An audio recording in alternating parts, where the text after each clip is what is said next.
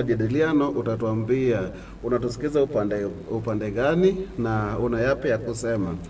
Na mwana Jen akiwa KU anasema kuna kuanga na shida kueleza pharmacy ni nini na lab, mambo ya laboratory. Nani okay, who should be regulating the other one? Ndiyo. Who knows what happens about tuseme kama kuenda kupima damu? Ndiyo. Ni pharmacist ama ni mtu wa mabara? Ndiyo. Chairman atatueleza haya tunapoendelea. Ndiyo. Alafu kuna Christopher akiwa Kawangware. Anasema I'm following the conversation very well, and Pango, thank you so much for bringing expert to help us understand some of these things that we don't know. Karibu sana. Kudos chairman. That's Christopher saying so. Yes. Jane akiwa not Jane, Annette. Yeah, Annette akiwa Rongai. Anasema I'm enjoying the conversation.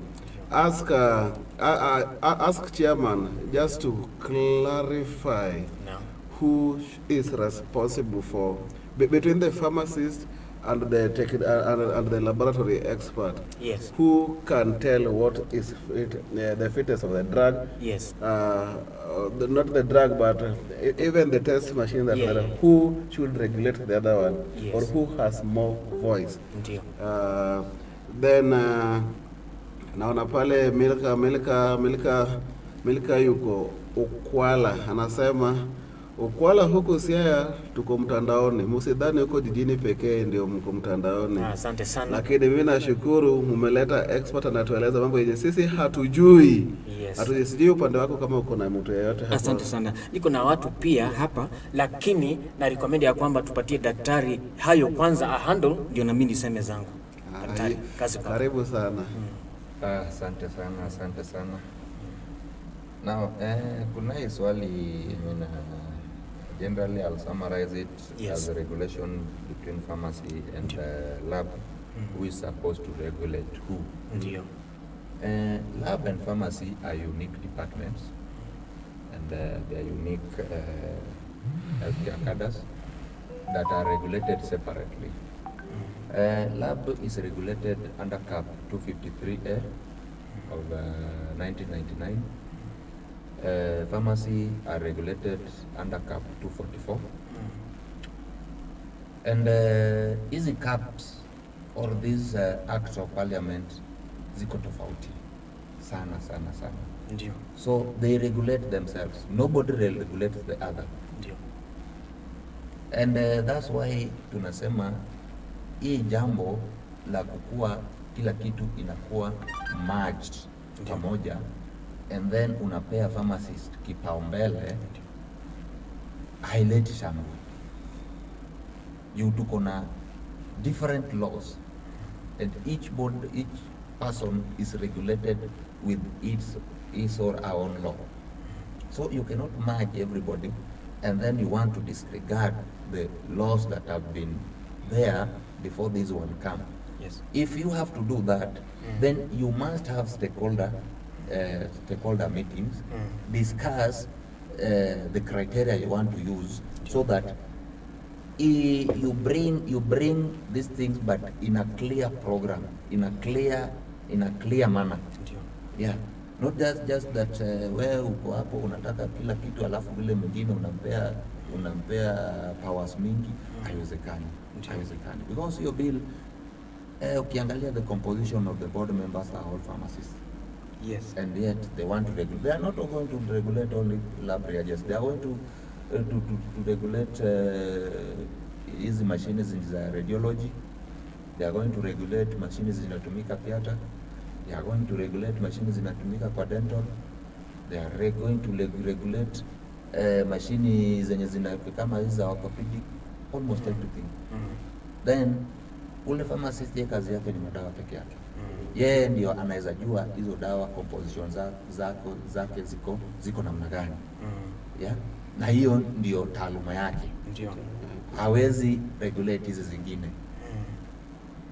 Yeah. So Kwa huo msikilizaji mwenye ameuliza maneno husu should regulate who, Ndio. those things are independent. bodies.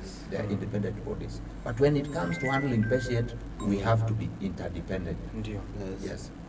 And there's no one that is more powerful than the other. Yes. Because the lab will talk about what is ailing somebody.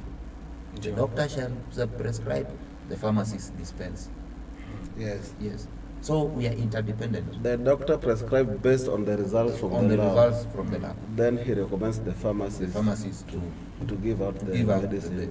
the specific drugs that Meaning the three bodies should work together. they work together. Now, Kuna maswali mengine hapa ama umemaliza kujibu hayo kweli? Endelea. Huyu msikilizaji kutoka Rongai, I think nini pia ni yake is just more of the same. more or less the same Ndio. na hiyo ya kwanza. Yes. So I've just merged them together. Yes, yes. And I hope that she has now gotten everything clear. Yes. And in case bado ako na maswali anaweza uliza. Yes. Nadhani bado tuko na time ya kudiscuss hizi Yes. vitu. Now, Yes. Kuna David hapa kutoka Kisii. David anasema wakati mlikuwa mnapeleka hii bill ya PPP mkaikataa, mkapeleka hiyo petition bungeni.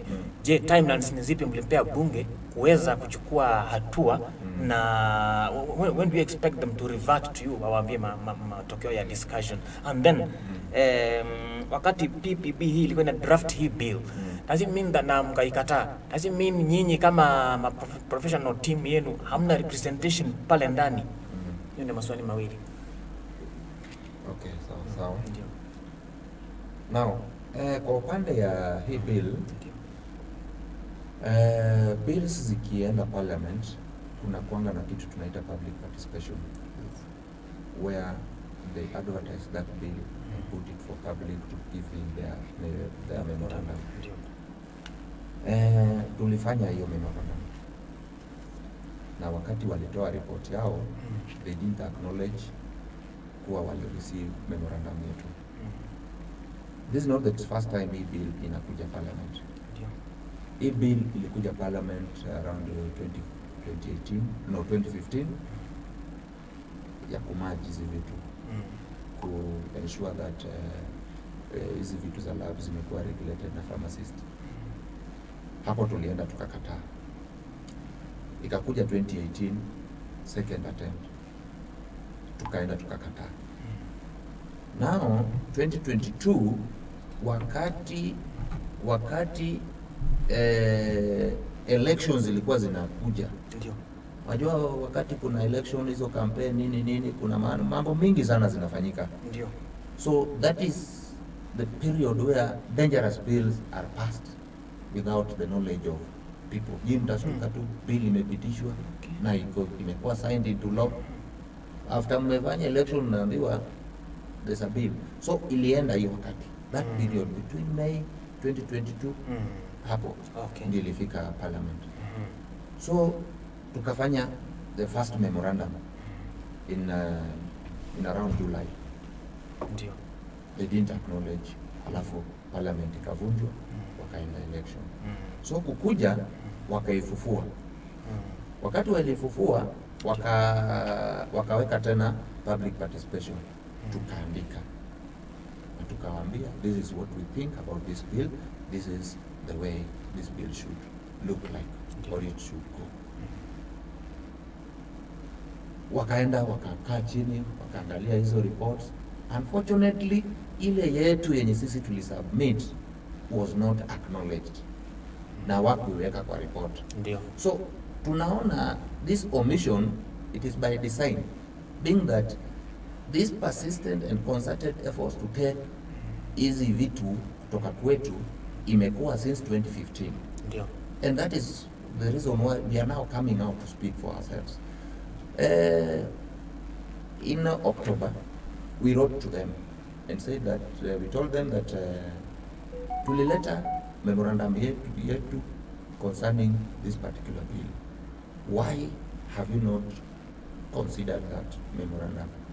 And yet the memorandum was submitted within the set timelines. Hatujapata any communication from them. Yeah. We have tried going there, nobody wants to give us audience. So it is time to speak to the public. Ndio. Ndio wao pia wajue kile chenye kinaendelea. Because we wouldn't like hii kitu ipite and it concerns the public. It is not about medical lab professionals. Kabisa. This thing concerns about public health and safety. Yes.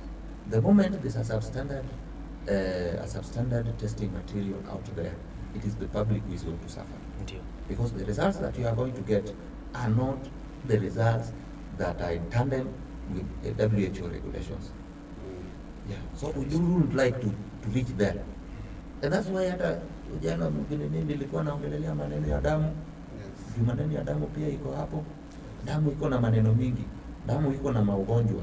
Ukitoa damu kwa mwili ya mtu, ukitaka kwenda kuweka kwa mwili ya ule mtu mwingine, lazima ifanyiwe utafiti. Lakini sasa mtu mwenye hana hiyo taaluma ya kufanya hiyo utafiti anasema tusaidie na hii. Si cases ya blood transfusion, transmissible diseases, infections it arise. Yeah, they will rise. Hepatitis, HIV, they will rise. Because kama haijakuwa na utafiti, Yes. what happens next? Na leo hii ukiangalia gazeti ya Star, wameweka hiyo nini? Hiyo maneno about the auditor talking about the safety ya blood. Ndio. Na hii ni kitu yenye ilianza 2018 kuchukua damu, regulation ya damu kutoka kwa lab. Yeah. Now what is happening is that the safety of the blood is questionable. Yeah. So these are the things that we need to talk about. Hatutaki mwananchi mwenye ako innocently anaenda kutafuta usaidizi ama huduma pale hospitali, atoke hospitali akiwa na madhara. Anafaa akienda aache madhara yake pale hospitali na atoke akiwa ako sawa kabisa. Lakini huwezi enda hospitali na utoke na shida zingine. Ni hospitali mahali ya kusaidiwa. Yes. So lazima tuongee hii maneno na tuelezee wananchi wenzetu wakuwe wakijua kuwa this is what some people somewhere are planning for them. Yes. Yes. Chairman, muda wetu unaenda. Yes. Tukielekea kumaliza. Yes. At least nahisi I feel ya kwamba hatuwezi maliza kabla nikurushie hili swali concern. Unajua kuna commissions nyingi hapa Kenya, tume. Yes. Kuna walimu wako nayo, polisi wako nayo. Sijui kama mawakili wako nayo. Sijui kuna hii chama ingine inaitwa, hii union inaitwa KMPDU. Imekuwa ikisukuma sana. Health Service Commission. Yes. What's your take about it? Itasaidia? Si KMPDU peke yake. Ndio. Daktari kwa jumla. We'll say that the whole healthcare Ndio. Professionals. Professional unions are pushing for Health Service Commission. The reason is the challenges that we are facing down at the devolved units. There's a lot of challenges. So we want to have a Health Service Commission so that we can uniformly tackle these challenges. Because you find that utapata county A iko na challenge fulani, county B haina hiyo challenge. Na ukiuliza, because these counties are withdrawing funds from the national government, all of them, and funds are dispersed at the same time. So kwa mfano utapata kitu kama mshahara, unapata county A imelipa on 28th, county B inakuja kulipa on 15th ama 20th the following month. Wow. Yeah. Sometimes hiyo county B decides not to pay for even 2 months. No. Na wanataka watu waende wakafanya kazi. Utafanya kazi aje bila mshahara? So you ask yourself, kwani county A wanaokota pesa wapi yenye county B hawaokoti pesa? And if you look at what the treasury is talking about, the treasury wametoa pesa kwa jumla. Kama ni leo wanapeana kila county pesa yake, unless kama kuna ile county yenye kufanya returns. Yeah, kabisa. So hii swala ya Health Service Commission, we are pushing it. It's long overdue. It is long overdue. If we can get it, then tutashukuru Mungu. Ndio. Kwa ajili our members are suffering. People, healthcare professionals are suffering. We are seriously suffering. Even that kuna wale wenye hata promotion hawafanyi. Yes. Mtu aliajiriwa 2013 wakati devolution inaanza, ile job group moja ndiye amekuwa nayo hadi wa leo. Ukiangalia maisha yenye ilikuwa pale 2013 na maisha, gharama ya maisha ya saa hii ni tofauti. Mtu ako na mshahara tu ile yenye alikuwa anapata 2013. How do you survive? How do you survive? Do you see And you political find that county is very much comfortable. Na hata iwashtui. Then another county unapata they are very well. Mtu ashapata nini hiyo within that period ameenda 4 job groups ahead. So you ask yourself, bwana wewe tulianza kuna wewe kazi. Right now you are earning this much. Mimi bado niko stuck hapa. Yeah. So kuna vitu mingi sana zinafanyika na hatujafurahia nayo hata kidogo. Do you see political goodwill towards that? According to your observations. In one side there's political goodwill, on the other side there's no political goodwill. And especially kwa upande wa magovernors hawataki kusikia hiyo maneno. Because health has a huge budget. Actually this is the third. It is the third. Na kwa counties utapata health has the largest budget.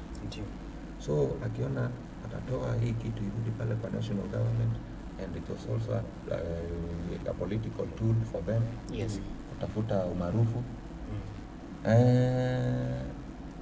Kwa pande yao hawataki. We are trying to push it. Hata kuna wakati tulikuwa na national dialogue, tukaenda pale Kericho kusaini a certain declaration. We try to raise the issue of health service commission, but the county representative that were there, they were saying no, we don't want hii kitu iende, hii kitu hatutaki iende. Yeah, but huku kwingine they're saying that hii kitu imeshinda hii watu, wacha tuitoe irudi huko, na imewashinda. It's only that now wako tu hapo, but hii maneno ya health imeshinda counties, imewashinda kabisa. Yes. Tunapomalizia nikikurudisha kwa mswada yenye tulikuwa na our topic of the day. James akiwa Nakuru anauliza sasa, now that the laboratories yani watu wa laboratory na madaktari pamoja na watu wa pharmacy, now that you work together, na haya mambo yote hayo tofauti ni kama kuna tofauti inatokelezea. Je, mnaweza kupata nafasi hata mkae together hizi vikundi tatu and then set the way forward that you all walk the path for that you walk the same path, a common agenda? Mumewahi kaa hata chini mzungumzie haya mambo? We do see it. Yes. And especially with unions, we normally see it in chat.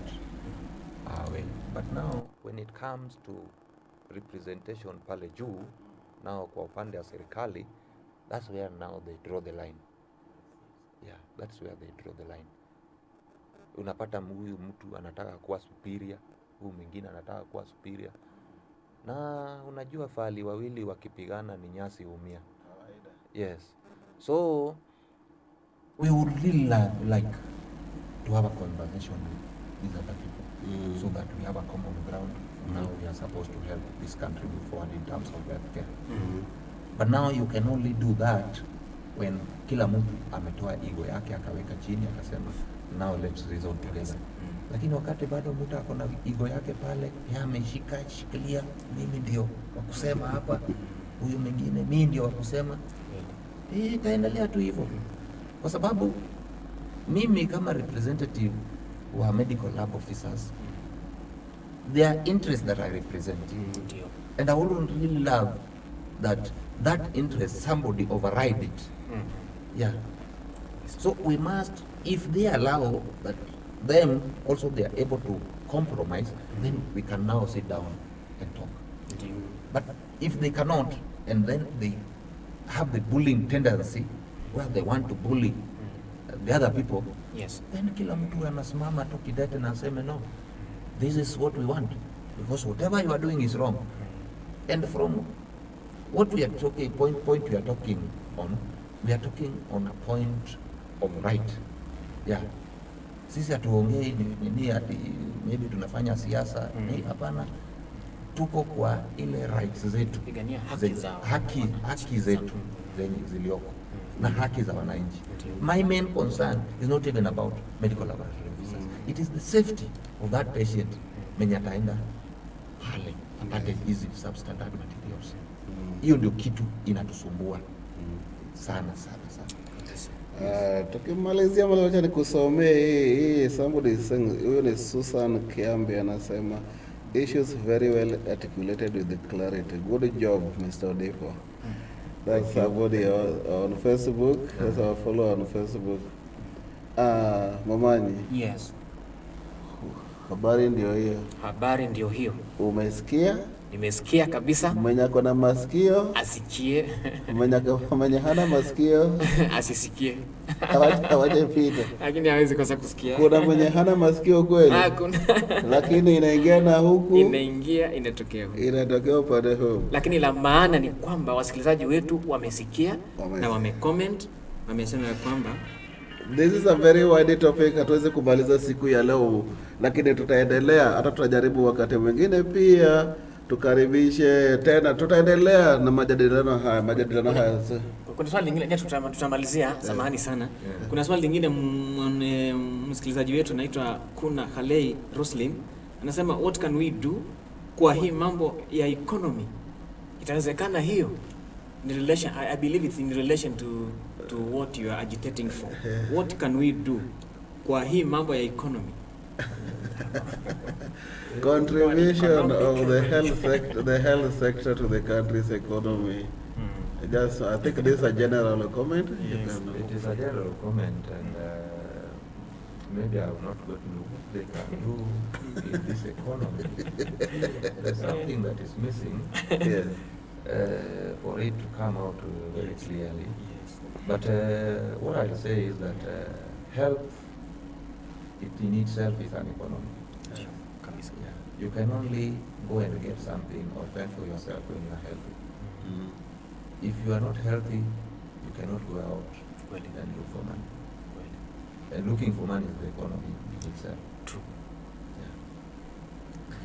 That is great. Na mimi bado nasema kwamba speaker. Ndio bana. Umesikia? Bwana Countryman nimesikia. Na mwenye hana masikio asikie. Yule mwenye hana ataambiwa na mwenye ako nayo.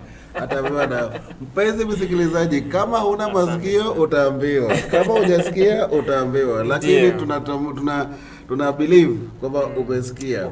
Mambo ya afya ni topic kubwa sana. Tuwezi maliza siku moja na tutaendelea kuita wataalamu wakuje watuambie mambo mengi kuhusu hata vile mambo ya afya pia baadaye inaingilia na economy ya nchi. Yes. Tunaamini ya kwamba wasikilizaji wetu wamepata kufaidika kutokana na mjadala huu ambayo tumekuletea mimi, the speaker na Countryman, tukiwa hapa na chairman wa chairman. Yeah. Chairman. Tumeshukuru sana kwa muda wako. Chochote kinacho mwanzo lazima kiwe na mwisho. Na sasa tunapanga kuondoka studioni, tutampisha mwingine mwenzetu. Sisi hatuondoki. Lakini mazungumzo imefika ndio. Kipindi itaisha mwendo wa saa 4. Ndio. Lakini ile masaa ya kuzungumza mambo muhimu kama ni muda wa 1 hour. Mjadala inaendelea kwa our social media pages zote. Tutazipata na tutaelekeza kwa daktari na tutakujibu kwa njia ile. Tumeshukuru sana kwa wakati wako. Kufika kwetu kuzungumzia wasikilizaji wetu. We hope when we invite you next time we'll still come to clarify for us the many things that the public would want to know. And till then, sasa tukimalizia kabisa najua sisi wanasiasa tunasema la mwisho, lakini sasa hili ni la mwisho la ukweli. Your parting shot, general parting shot. Kenya iko na mambo mingi.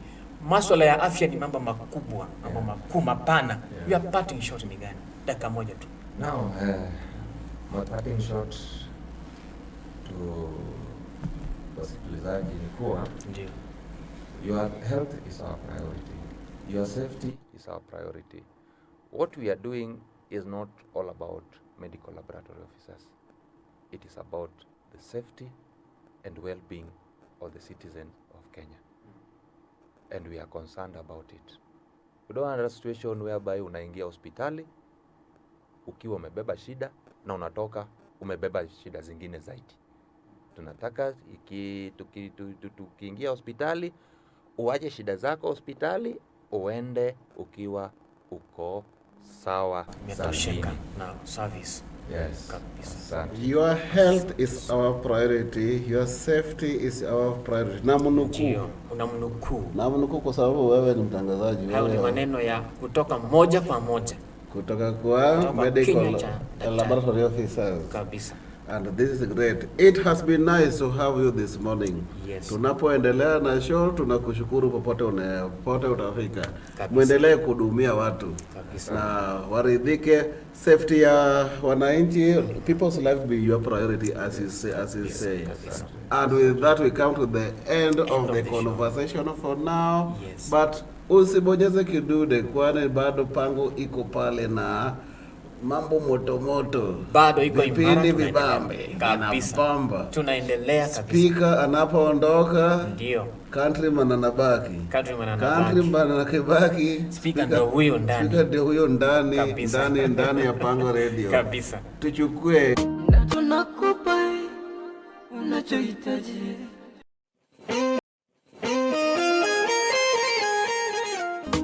Pango Radio. Unasikiliza Pango Asubuhi na Malakai Mutano kwenye Pango Radio, stesheni nambari 1 mitandaoni. Kwa taarifa zinazochipuka, biashara, michezo na hata burudani. Pango Radio. Unasikiliza Radio Pango na tunakupa unachohitaji.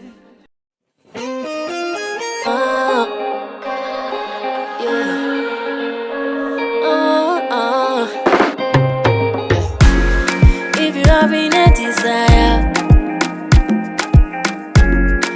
you having a desire,